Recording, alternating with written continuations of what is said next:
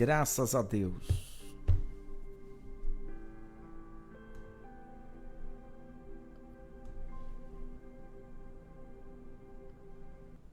Graças a Deus. Aceitem todos a paz do Senhor Jesus, queridos e amados irmãos, ouvintes que estão nos acompanhando neste momento, através aqui das mídias sociais.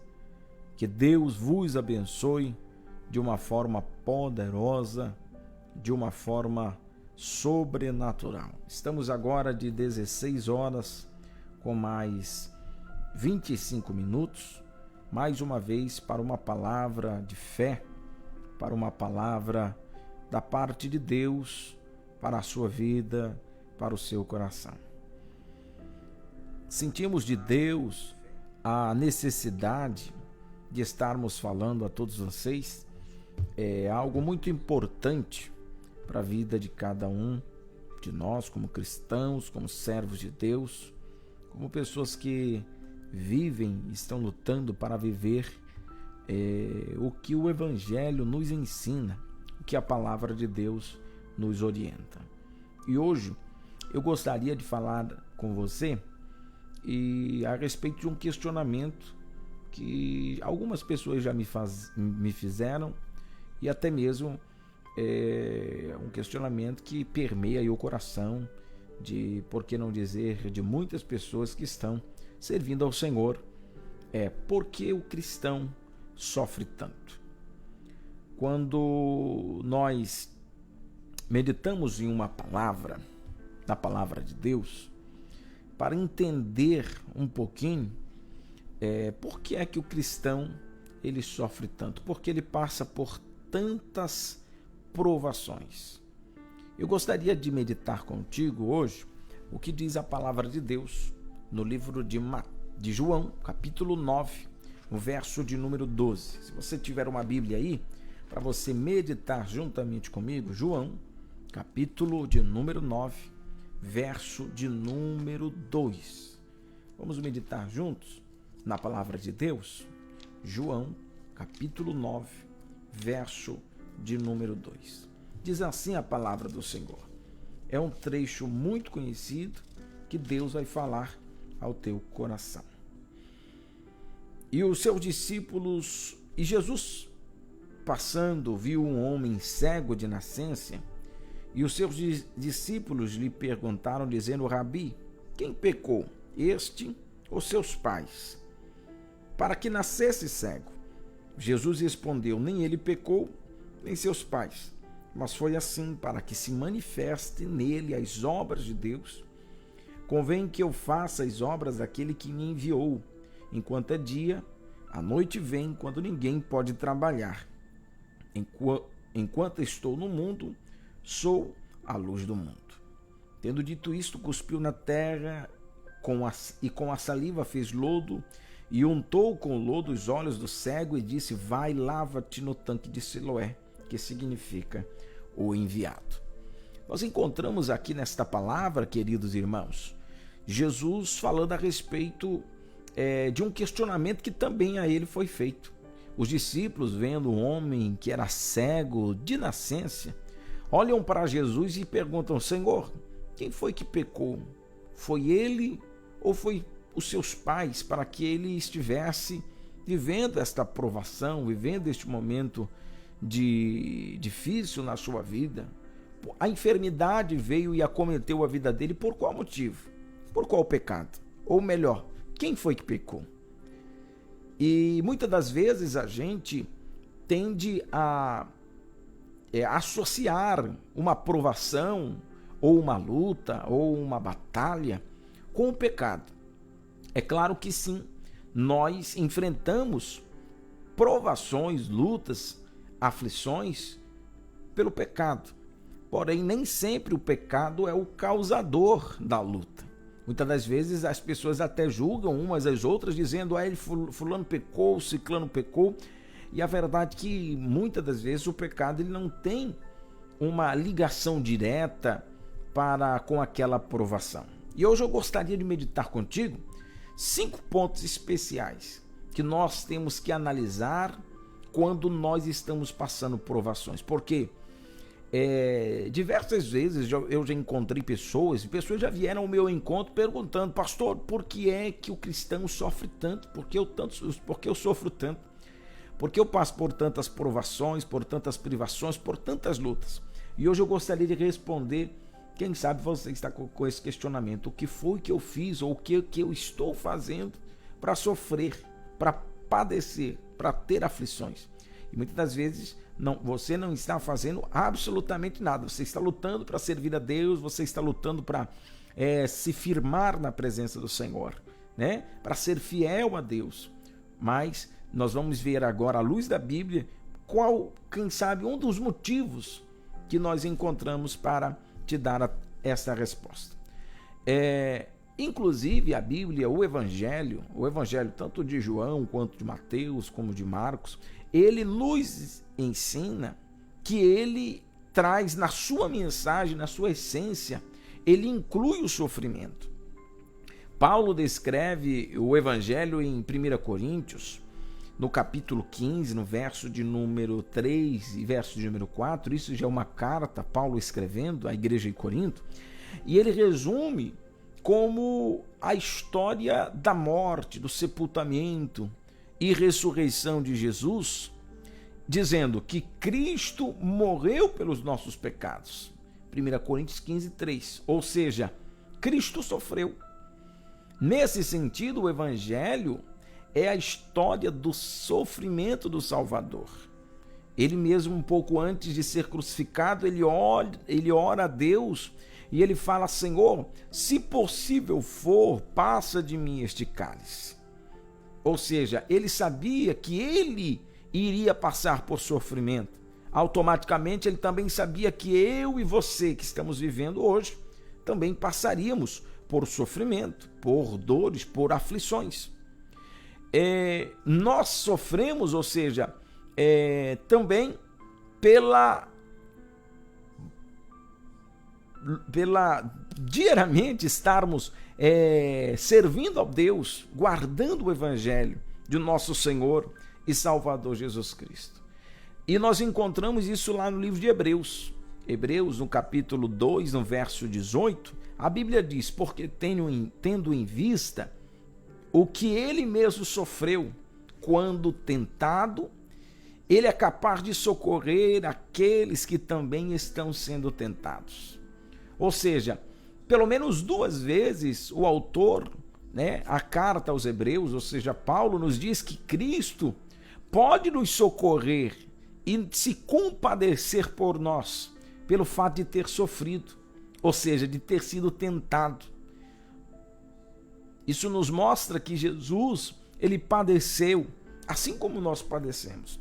Ele teve lutas, aflições, ele teve fome, ele teve dor, ele foi traído. Olha o exemplo que Cristo nos dá. Ele não viveu uma vida em palácio, ele não viveu uma vida, porque não podemos dizer assim, de luxo, né? Pelo contrário, ele sofreu, ele padeceu, ele veio a esta terra e ele veio para se dar, né? Ou se doar ao homem pelos nossos pecados, né? Nós encontramos também lá no livro de 1 Pedro, no capítulo 2, no verso 21, que nos mostra o sofrimento de Cristo. Ele nos serve até mesmo por um exemplo para a nossa vida. Então você tem que parar para pensar um pouco. Se Jesus morreu, melhor, se ele padeceu, se ele sofreu, somos melhores do que Cristo para não passarmos por aflições, por tribulações? Não, querido, pelo contrário, né? Somos inferiores porque Cristo não pecou e nós somos pecadores, somos pessoas falhas, né? 1 Pedro 2,21 diz assim: para isso vocês foram chamados, pois também Cristo sofreu no lugar de vós, deixando-lhes exemplo para que sigam os seus passos. Veja que a Bíblia, ela até mesmo desconhece a ideia de que o cristão, aquele que serve ao Senhor, ele esteja isento do sofrimento. Mas ela até mesmo assume que essa realidade ela é diária na vida do cristão. O próprio Jesus disse: olha, no mundo tereis aflições, mas tenha bom ânimo, eu venci o mundo e vós, certamente nós também vamos vencer pela fé em Cristo Jesus. O quarto ponto que nós podemos destacar é que houve um propósito no sofrimento de Cristo, e há propósitos também no nosso sofrimento. Acerca de Cristo, é dito que por causa do sofrimento da morte foi coroado de glória e de honra, para que pela graça de Deus provasse a morte por todos. Hebreus 2:9. Ou seja, Cristo sofreu com um propósito. Ele tinha que provar a nossa morte e ser coroado por isso. Da mesma maneira, a Bíblia nos oferece que, para que quando há o sofrimento, 2 Coríntios 2, verso 1 ao 9, capítulo 1, verso 9, de fato tivemos em nós mesmos a sentença de morte, para que não confiássemos em nós mesmos, e sim no Deus que ressuscita os mortos. Nós encontramos lá em 2 Coríntios 4, 7, somos vasos de barro, para que se veja que a excelência do poder provém de Deus, e não nossa, e não de nós. João, capítulo 9, verso 3, quando Jesus olha para este cego, ele diz assim: olha, nem ele pecou, nem seus pais também pecaram, mas isto aconteceu para que nele se manifestasse as obras de Deus. Ou seja, quando nós passamos por sofrimentos, por aflições, por tribulações, isso tem um propósito. Que propósito é esse, pastor? É que se manifeste as obras de Deus na nossa vida. Se não tem sofrimento, não tem bênção para contar.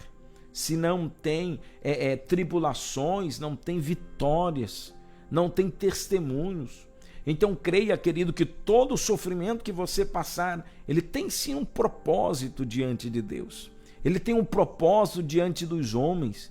Muitas das vezes esse sofrimento vem para nos amadurecer, para nos fortalecer, para nos moldar, antecipando-se ao que Deus tem preparado para cada um de nós, ao que Deus tem preparado para mim e para você. Muitas das vezes Deus não vai confiar em nós algo grande sem antes tenhamos tido a experiência de sofrer, de padecer, de ver quanto é penoso conquistar aquilo que é pequeno, para que assim possamos valorizar aquilo que é grande e aquilo que o Senhor vai nos entregar. E o quinto ponto que eu gostaria de refletir e já encerrar é que o sofrimento, ele vai deixar de existir. Vai chegar um dia que o sofrimento vai acabar.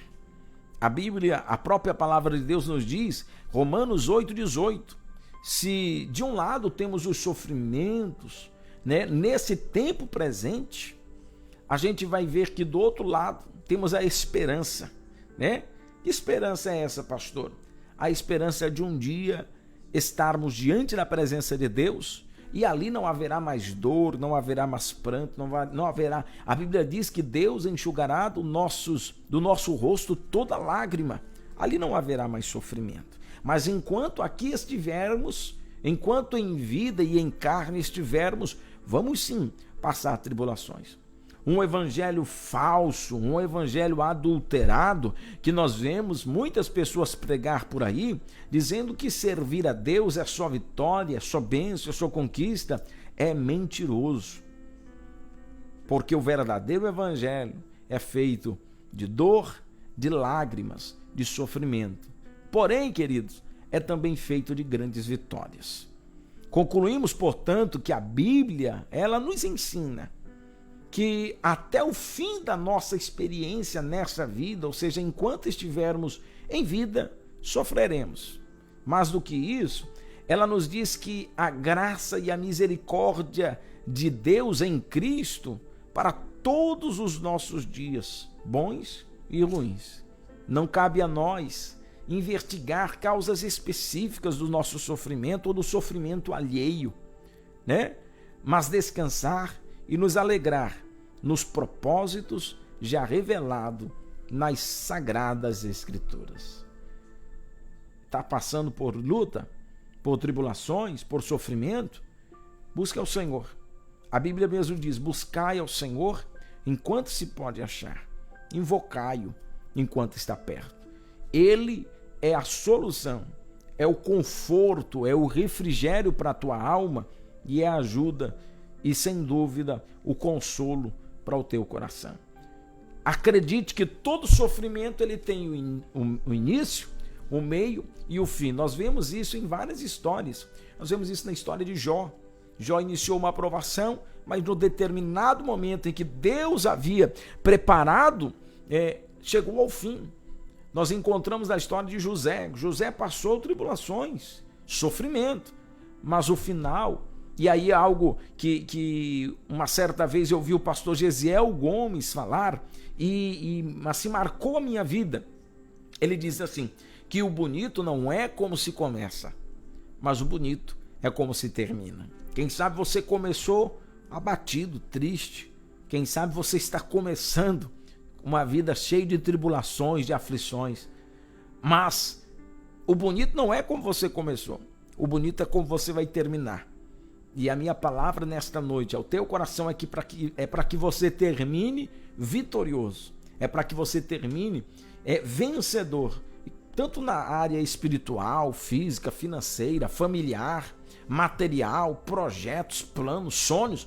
O final da história é quem vai revelar quem é vencedor e quem foi derrotado. E nós encontramos na Bíblia, a Bíblia nos dizendo que em Cristo somos mais do que vencedores por aquele que nos amou. Então acredite nesta palavra. Se esta palavra falou ao teu coração, não esqueça de compartilhar para que outras pessoas também sejam alcançadas através do poder de Deus. Mandar um grande abraço para o meu amigo pastor Nando, ali na cidade de Rio Branco. Também meu amigo pastor Ismael Blandes. Que Deus te abençoe, homem de Deus. Em nome de Jesus, um grande abraço para o senhor, para a sua esposa. Que a bênção de Deus esteja sobre a vida. Eu gostaria de orar por você que está me acompanhando agora. E eu gostaria de te pedir, não passe esse vídeo antes de compartilhar, para que quem sabe alguém que esteja sofrendo, pensando que não tem jeito, o seu sofrimento possa ser tocado e que Deus fale ao seu coração em nome de Jesus. Vamos orar? Deus de poder e glória, nós estamos na tua presença. Quero te apresentar a vida de todas as pessoas que estão nos acompanhando neste momento através dessas mídias sociais. Quero te pedir que a tua bênção e as tuas mãos poderosas estejam alcançando a vida do teu povo, da tua igreja. Senhor, repreende toda a fúria do adversário, todo o levante de Satanás contra a sua vida, contra a sua casa, contra a sua família. Abençoa, meu Deus e meu Pai, a vida de cada um dos nossos irmãos. Visita o seu lar, visita a sua família, visita a sua casa, que as tuas bênçãos sejam derramadas, que a tua misericórdia nos alcance, meu Deus, nesta noite. E, meu Pai amado, em nome de Jesus, possamos ter força, fé e foco para superar todo momento de dor, todo momento de sofrimento, de angústia, de aflição, porque, meu Deus e meu Pai, cremos que tudo isso vai passar. E no final da história, o Senhor tem vitória para nos entregar. Te peço assim as tuas bênçãos e, Senhor, acreditando que o Senhor está abençoando a vida de cada pessoa que estará assistindo este vídeo. Em nome do Pai, do Filho e do Espírito Santo de Deus. Em nome de Jesus. Amém, Jesus. E amém. Que a bênção de Deus esteja sobre sua vida, esteja sobre sua casa, esteja sobre sua família. Fiquem todos na paz do Senhor Jesus.